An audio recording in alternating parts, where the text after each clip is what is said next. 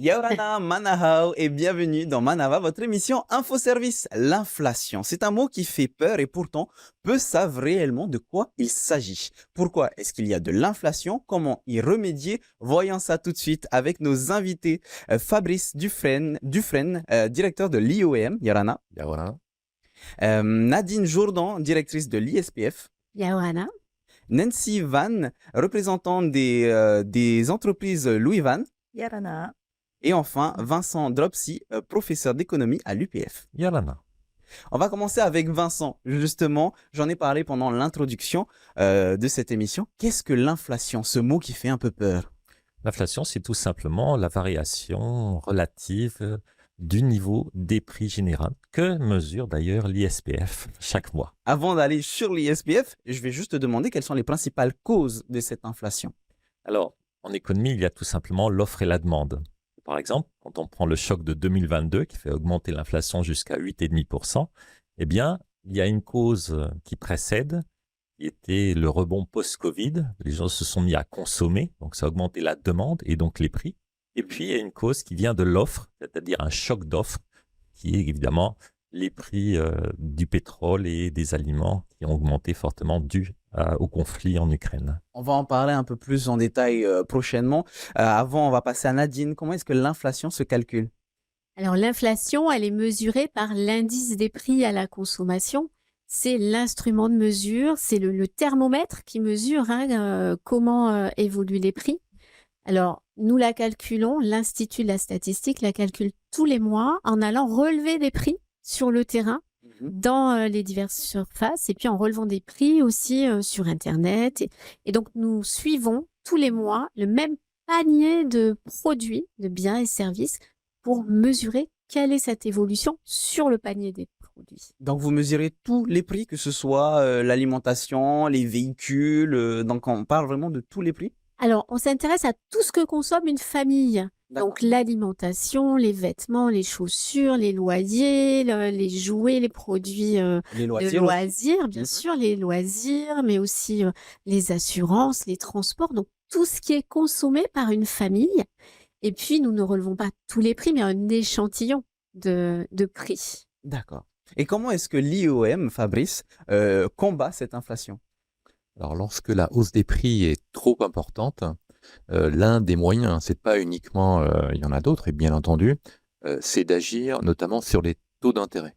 Donc, l'objectif d'une banque centrale, comme celle de l'Institut d'émission d'Outre-mer, c'est de relever les taux directeurs pour que ça ait un impact sur le taux d'intérêt des crédits à la consommation Oula, on et parle de des crédits immobiliers. taux directeur, taux. Est-ce que tu peux nous expliquer tous ces mots, tous ces termes? Le taux directeur, enfin les taux directeurs, il y en a plusieurs, en fait, ce sont les taux qui sont fixés par les banques centrales. Mhm. Donc, et les taux d'intérêt, ce sont les taux qui sont pratiqués par les banques.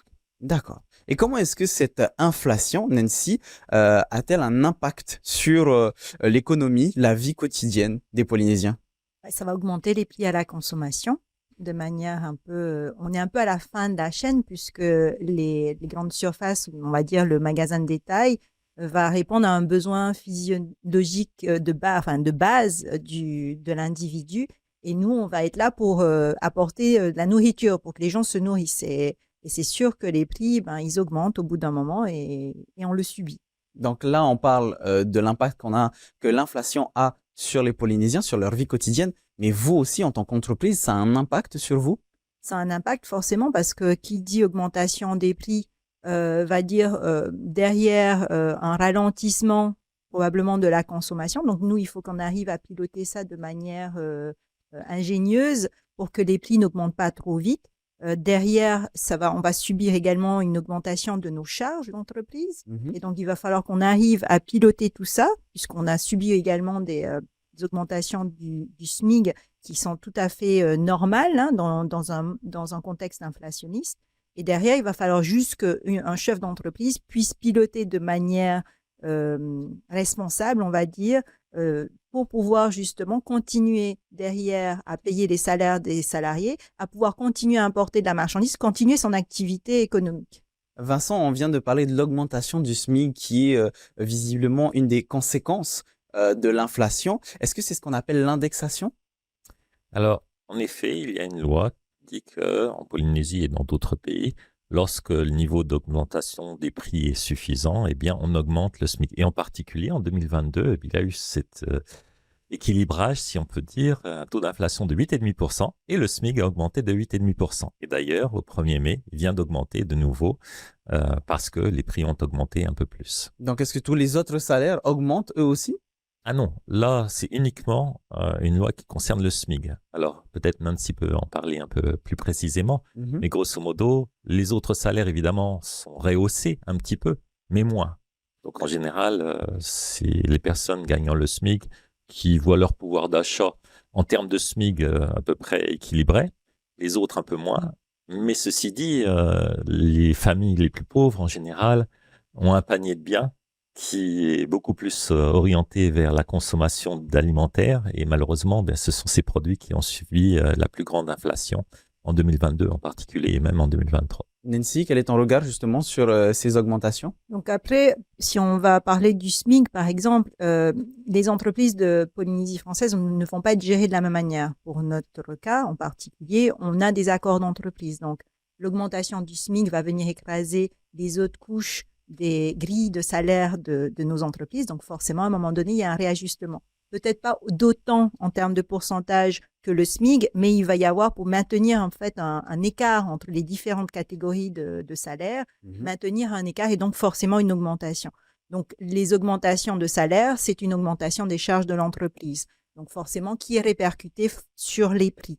On essaie vraiment de piloter ça de manière fine, pour justement, notre rôle, c'est vraiment de maintenir l'emploi, parce que qui dit sinon licenciement, on va dans une spirale aussi qui n'est pas forcément vertueuse pour l'économie. Et donc, nous, notre rôle de chef d'entreprise, c'est de maintenir l'emploi, de pouvoir payer les salaires au niveau que le système va nous indiquer. Et derrière, c'est de pouvoir justement continuer à payer nos charges qui augmentent également, d'augmenter les prix pas de manière exorbitante pour que justement la consommation ne soit pas non plus complètement ralenti, mais c'est un pilotage en fait, et on a des équipes qui font ça royalement. Alors, l'augmentation des salaires, c'est un sujet qui m'a l'air très intéressant, peut-être pour une prochaine émission. On va revenir sur l'inflation, tout est lié, hein, comme tu viens de nous dire, tout est lié, donc on va essayer de vous expliquer tout ça au mieux durant cette émission. Justement, Nadine, est-ce qu'on peut faire entre guillemets, un bilan depuis peut-être le Covid? Comment s'est passée cette inflation? Est-ce que ça a augmenté, baissé? Alors, on a vu en 2022 une très très forte hausse des prix de 8,5% sur l'année. Entre décembre 2021 et décembre 2022, les prix ont augmenté de plus de 8% en moyenne, ce qui était considérable, ce qui ne s'était pas vu depuis une vingtaine d'années. Donc, une très forte hausse des prix qui provenait à la fois de problèmes d'offres et de demande, comme l'a dit Vincent. Et puis en 2023, on voit une quasi-stabilisation en moyenne des prix avec une hausse de 0,6% entre décembre 2022 et décembre 2023. Donc, on a eu ce freinage très important, ce ralentissement très important en 2023 des prix et donc une quasi-stabilité sur 2023.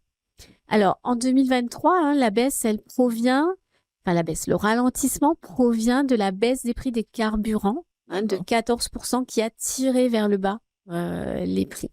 Donc, c'est l'élément majeur en 2023 pour expliquer ce ralentissement. Ce ralentissement, cette stabilisation. Et puis, on a un ralentissement sur les prix alimentaires aussi, qui ont progressé de 0,6% au cours de l'année, donc beaucoup moins qu'auparavant. Fabrice, généralement, quand il y a une hausse, on a parlé de 8,5%, quand il y a une hausse, c'est dû à quoi généralement?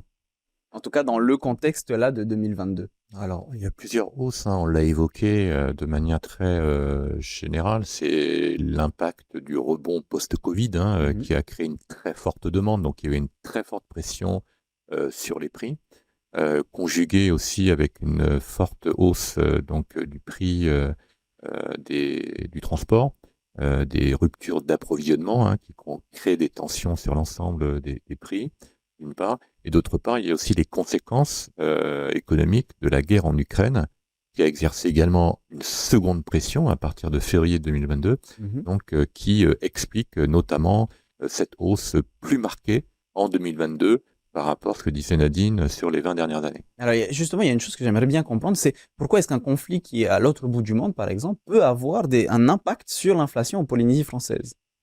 Ça, c'est la structure actuelle du commerce extérieur de la Polynésie française, hein, puisqu'une grande partie des produits que nous consommons ou qui servent de produits intermédiaires dans l'économie polynésienne viennent de l'extérieur. Et donc, naturellement, en plus s'ajoutent en fait des coûts d'acheminement, des coûts de transport, qui évidemment se traduisent par une élévation du prix des produits qui sont consommés en Polynésie française. Alors, en faisant mes recherches pour cette émission, j'ai lu qu'on parlait d'inflation mesurée, d'inflation ressentie. Qu'est-ce que c'est que cette notion? Alors, oui, il y a toujours un débat entre l'inflation calculée et l'inflation ressentie. Alors, l'inflation calculée, comme le rappelait Nadine, en fait, elle est calculée à partir d'un panier de consommation. D'accord. Et quand le consommateur se présente dans les rayons et choisit ses produits, c'est pas forcément ceux qui relèvent du panier de consommation. On a tous certaines préférences pour certaines marques, pour certaines catégories de produits qui sont pas inclus forcément dans le panier de consommation. Mais le panier de consommation reflète vraiment la réalité générale de l'ensemble des prix puisqu'elle est établie par rapport au budget des ménages. Donc il y a un écart, et cet écart, en fait, nous on le calcule dans le cadre de nos enquêtes semestrielles de conjoncture sur les ménages, qui sont réalisées dans le cadre du partenariat CEROM, avec l'Agence française de développement, l'ISPF et l'IOM. Et donc, très récemment, donc en février 2024, la dernière enquête montre qu'il y a encore une perception, un ressenti des ménages sur une forte inflation. Et 60% des ménages estiment qu'il y a encore ce ressenti de forte inflation, alors que en décembre 2023, Nadine le rappelait, on avait une inflation de 0,6%. Donc il y a un petit décalage, et c'est normal donc entre ce ressenti et ce calculé. Nancy, est-ce qu'on a un exemple concret? Parce que je suppose que vous êtes confronté à ce genre de ressenti, justement. Oui, nous, on a pu observer post-Covid une augmentation de la consommation des PPN, notamment dans le poids, en fait, du chiffre d'affaires, dans le mix du chiffre d'affaires de nos entreprises, une augmentation de la consommation des PPN. Les gens ne consomment pas forcément moins, ils consomment différemment, en fait, ils font beaucoup plus attention. Et nous, en face, du coup, on s'adapte également et on change un peu aussi notre manière de gérer notre offre. Et on travaille pour justement chercher toujours des meilleures offres et améliorer nos conditions d'achat. Justement, quelles sont les stratégies que vous mettez en place justement pour ne pas que l'inflation se ressente pour les consommateurs?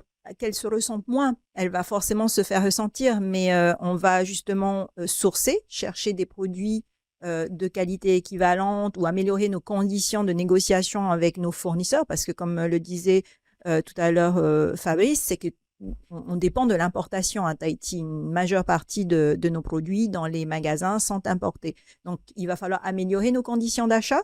Ensuite, ça va être comment on va piloter la fixation de nos prix ici. Depuis le Covid, on a appliqué une politique commerciale de défi anti-inflation qui était également pratiquée par Carrefour France. On a répliqué ici sur une catégorie de produits où on a bloqué les prix, en fait. Et pour que justement l'augmentation des prix se fasse moins ressentir et qu'il y ait une sorte de ralentissement de l'augmentation des prix dans nos magasins. Ces genres de politiques ne peuvent pas se pratiquer trop dans le temps parce que justement, on risque de fragiliser l'entreprise. Donc, en fait, on utilise ces outils commerciaux pour pouvoir justement essayer de freiner au maximum. Et ensuite vient la catégorie d'offres de produits. Comment on arrive à proposer des produits différents avec un niveau de prix différent dans les magasins pour justement essayer de pallier à tout ça. Comme on vient de le voir, tout est relié, Vincent. Si tout se passe bien, est-ce qu'à un moment donné, on pourra espérer revoir les prix d'avant? Est-ce qu'on peut avoir des baisses, justement, une déflation, c'est comme ça qu'on appelle, si je ne me trompe pas? Alors en effet, une hausse du niveau général des prix, ça s'appelle l'inflation, et une baisse du niveau général des prix, ça s'appelle la déflation. Alors il se trouve que, je vais revenir un peu dans le passé pour prédire peut-être l'avenir, on a eu des chocs dus à des guerres dans les années 70, ou une révolution en Iran en 79, qui ont eu un effet sur les prix assez impressionnant, puisqu'on avait des taux d'inflation de supérieurs à 10-15% en Polynésie à cette époque-là. Et presque partout dans le monde, il y a eu beaucoup d'inflation. Et soudainement, je ne dirais pas d'un claquement des doigts, mais presque, dans les débuts des années 80, il y a eu, grâce aux politiques monétaires menées par les banques centrales, une chute des anticipations de l'inflation et une chute de l'inflation elle-même. Et depuis, grosso modo, les années 85-90, selon les pays, on maîtrise très bien l'inflation. Et on a même des périodes où on pensait qu'on allait dans une période d'inflation qui n'est pas forcément une bonne idée. Au Japon en particulier. Pour être très très bref, grosso modo, il y a deux effets de la déflation. Les prix baissent, donc les consommateurs attendent que les prix baissent encore pour consommer. Et puis, c'est ce qu'on appelle le taux d'intérêt réel, c'est-à-dire la différence du taux d'intérêt que vous voyez et l'inflation devient plus grande. Donc, ça freine un petit peu aussi les investissements. Donc, le Japon, malheureusement, ça fait 30 ans qu'il est dans ce système de presque quasi-déflation qui n'arrive pas trop bien à s'en sortir. Donc, c'est pas forcément une très bonne idée d'avoir de la déflation. Et du côté inflation, donc, en Polynésie, on a eu quasiment, si on regarde certains diagrammes graphiques de la dernière étude de l'ISPF, eh bien, quasiment pas d'inflation, en général, 0% pendant 10-15 ans, ou alors 1% ou 2%. Enfin, quasiment rien. Donc, il est possible de revenir, et je pense qu'on tend vers cette période où l'inflation va redevenir normale. Ça ne veut pas dire que les prix vont revenir comme ils étaient avant. Les prix ont augmenté, bon, ils vont pas baisser. Mais par contre, les prix vont se stabiliser. Après, si je puis me permettre, pour le très long terme, il y a d'autres enjeux. Bon, j'évite les conflits qui peuvent évidemment toujours générer de l'inflation. On ne sait pas ce qui va se passer. Mais potentiellement, il y a le coût de la transition écologique qui peut être très élevé et qui peut rajouter un coût et forcer l'inflation à devenir plus élevée qu'on l'espère. Et ça, évidemment, c'est du long terme. On n'y est pas encore. Alors Fabrice, on vient d'en parler. Il y a eu de l'inflation, trop d'inflation, c'est pas bon. Trop de déflation, c'est pas bon non plus. Au final, c'est un équilibre à avoir, une maîtrise à avoir sur l'économie. Alors, juste pour éclairer la question, alors nous, on a dans notre mandat politique monétaire qu'on exerce pour le compte de l'État, donc 3 objectifs, dont notamment de maîtriser la hausse des prix. Une autre banque centrale connue, c'est la Banque centrale européenne, en fait, qui a un objectif de 2%, parce que les prix ne doivent pas dépasser 2% en moyenne. D'accord ? En moyenne. Donc là, ça peut constituer, bien entendu, un des objectifs, un curseur, en fait, au-delà duquel il y a une politique monétaire un peu plus restrictive et en dessous de laquelle, donc, il y a nécessité, en fait, baisser les taux d'intérêt pour relancer l'économie, par exemple. Et pour poursuivre sur notre émission, Nadine, comment est-ce que l'ISPF collecte et analyse toutes ces données pour justement essayer de prévoir comment va évoluer la suite des événements? Alors, tout d'abord, pour mesurer les prix, il faut définir un panier de biens à observer. Donc, pour construire ce panier de biens, nous réalisons des enquêtes auprès des familles, des enquêtes qui s'appellent budget des familles, et nous allons voir, les enquêteurs de l'ISPF vont voir les familles pour leur demander quelle est la structure de leurs dépenses, combien elles ont dépensé dans chaque produit. Et nous menons ces enquêtes tous les 10 ans. Nous allons en mener une en 2025 pour pouvoir réactualiser notre panier observé. Donc, nous établissons tout d'abord ce panier de biens qui est le reflet, qui est l'image de la consommation de toutes les familles polynésiennes. Une fois que nous avons établi ce panier type, eh bien, les enquêteurs de l'équipe des prix de l'Institut se rendent tous les mois dans les enseignes de distribution, qu'elles soient petites, moyennes ou grandes, et vont relever les prix des produits qui ont été choisis pour être suivis. Donc, nous suivons 9000 prix chaque mois. 9000 prix sont relevés tous les mois par l'équipe des prix de l'Institut, dans les enseignes, mais aussi sur Internet, aussi par téléphone, aussi en récupérant des tarifs également.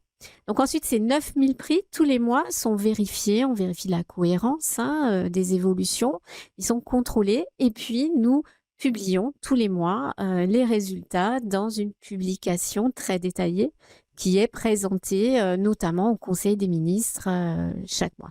Donc il y a une équipe qui va sur le terrain tous les jours et qui part tous les matins sur le terrain, sur Tahiti et sur Moorea, à la fois dans la zone urbaine, mais aussi qui va sur la presqu'île, relever les prix des produits qui sont suivis. Alors, c'est pas toujours facile, hein. Parfois, on suit tel type de produit, il n'est pas présent en rayon.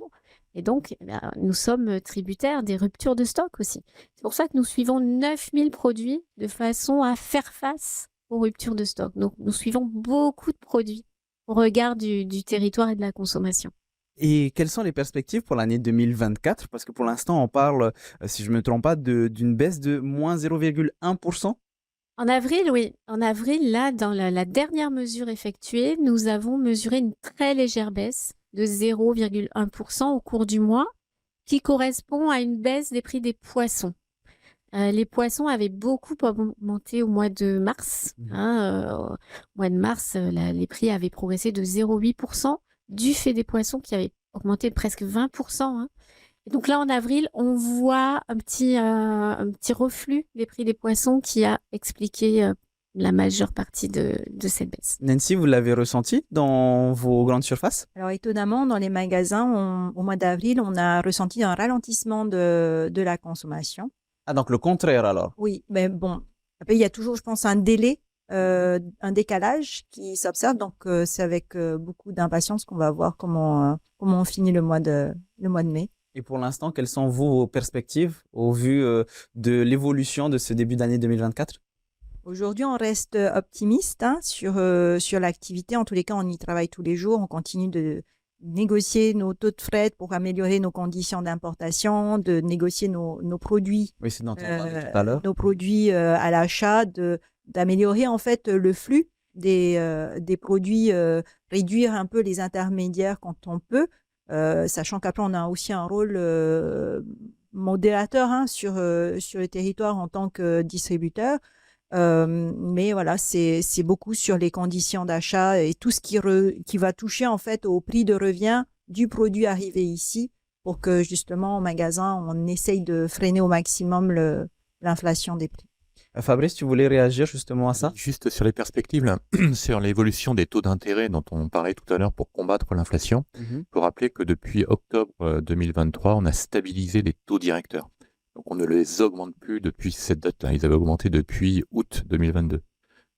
Et puis on observe en fait, comme le disait Nadine, en fait un ralentissement de la hausse des prix. On est à 8,5 en décembre 2022, 0,6% en décembre 2023. On est à 1,2% donc en avril 2024. Donc on voit que les tensions inflationnistes qu'on avait connues sont moins perceptibles actuellement. Donc il y a des perspectives en fait de baisse de taux d'intérêt qui sont anticipées et un premier mouvement de baisse de taux d'intérêt qui ont effectivement un impact sur la consommation donc pourrait être perceptible à partir du mois de juin de cette année. Tout à l'heure, Vincent, tu nous parlais du passé. Maintenant, est-ce qu'on peut parler du futur? Quelle est ta perspective d'avenir? Alors, elle semble positive d'un côté, puisqu'en effet, on a réussi à maîtriser l'inflation plus rapidement d'ailleurs que dans les autres pays. Donc ça, c'est très positif pour le pouvoir d'achat en particulier des consommateurs. Mais, je suppose qu'il y a un mais. Alors, mais évidemment, on a besoin de la croissance économique, une croissance durable évidemment. Et cette croissance, elle ralentit dans le monde entier, un peu à cause évidemment de la montée des taux d'intérêt. Alors aux États-Unis, peut-être en Europe, on s'attend à ce que les taux d'intérêt directeurs commencent à baisser dans les mois qui viennent, voire peut-être à la fin de l'année. Et on espère justement que ça amènera un peu plus de croissance via l'investissement. Et puis, nous sommes une petite économie insulaire, donc nous avons besoin évidemment du tourisme, de ces revenus du tourisme. Et les touristes, évidemment, sont dépendants de leurs propres revenus. Donc, plus les économies mondiales ira bien, plus on aura de touristes et évidemment, plus notre économie se portera bien. Alors Fabrice, à ma droite, je vois que tu voulais réagir et en même temps, est-ce que tu peux faire aussi pour conclure l'émission, nous parler aussi du site du Sérum dont tu nous as parlé un petit peu tout à l'heure? Oui, alors le Sérum, c'est les comptes économiques rapides outre-mer, c'est sérum-outremer.fr. Donc en fait, c'est le partenariat AFD, ISPF et IOM. Donc, à partir duquel on réalise ces enquêtes semestrielles de conjoncture sur les ménages et puis on publie les comptes économiques rapides. En fait, c'est les chiffres de la croissance, de prévision de croissance Vincent en parle tout à l'heure sur les perspectives dans les prochains mois. avec l'ISPF et l'AFD. Donc l'ISPF, il travaille très fortement en ce moment. On devrait être en mesure de sortir dans les tout prochains mois les chiffres de la croissance 2023 de la Polynésie française, qui, au regard de l'évolution des chiffres d'affaires des entreprises, semblerait assez favorable pour l'année 2023. Pour 2024, c'est plus compliqué, puisqu'on est dans un environnement de tensions géopolitiques, avec des très fortes incertitudes. C'est pas évident de faire des prévisions de croissance et encore moins d'inflation sur les prochaines années. L'horizon est plutôt très incertain en ce moment. D'accord. Ben écoutez, si jamais vous voulez pouvoir vous renseigner un peu plus, il y a les sites, comme on vient de le rappeler, serom-outremer.fr/Polynésie française. Il y a aussi le site de l'Institut des émissions d'outre-mer avec ieom.fr/Polynésie française. Et enfin, l'Institut de la statistique de Polynésie française, ispf.pf. Merci à toutes et à tous d'avoir répondu à mes questions. Merci. Voilà. Merci. Maruru. Le sujet de l'inflation peut paraître un petit peu compliqué, donc si vous voulez revoir cette émission, elle est disponible sur TNTV Replay. On se voit demain pour la dernière émission de la semaine à 17h15, comme tous les jours. Je vous souhaite une bonne soirée avec tout de suite votre VA, votre journal en tahitien. Maruru itotato farerira trahoma parheana.